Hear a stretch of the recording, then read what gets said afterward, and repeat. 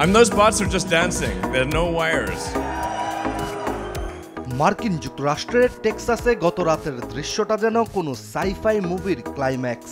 মঞ্চে আলো ঝলমল করছে, আর সেখানেই প্রবেশ করলেন বিশ্বের সবচেয়ে ধনী ও আলোচিত সিইও ইলন মাস্ক।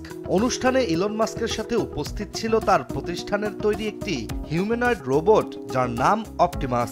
এরপর হঠাৎই মঞ্চে নাচতে শুরু করেন ইলন মাস্ক, আর তার প্রতিটি ভঙ্গি হুবহু নকল করে নাচতে থাকে অপটিমাসও। আর এই দৃশ্যের ভিডিও ফুটেজই সামাজিক যোগাযোগ মাধ্যমে এখন ভাইরাল। কিন্তু প্রশ্ন হচ্ছে, কি উপলক্ষে নাচতে শুরু করেছিলেন ইলন মাস্ক? জানা যায় এই নাটকীয় মুহূর্তের পেছনে ছিল টেসলার ইতিহাসের সবচেয়ে বড় একটি সিদ্ধান্ত, যেটি ছিল প্রায় $1 ট্রিলিয়ন মার্কিন ডলারের একটি প্যাকেজের অনুমোদন, যা ইলন মাস্ককে পৃথিবীর ইতিহাসের সর্বোচ্চ পারিশ্রমিক প্রাপ্ত সিইও বানাতে চলেছে।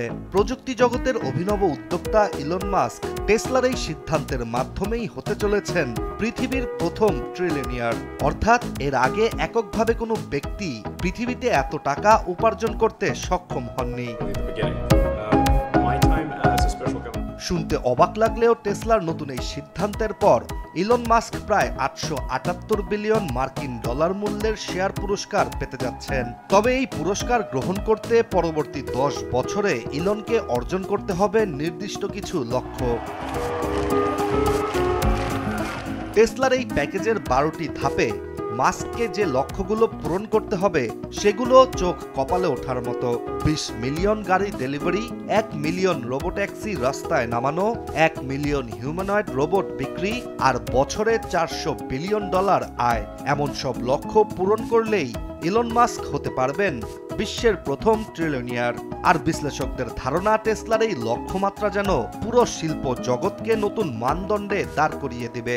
ধাপে ধাপে প্রতিটি মাইলফলক পূরণ করলেই মাস্ক পেতে থাকবেন নিজের কাঙ্ক্ষিত শেয়ার।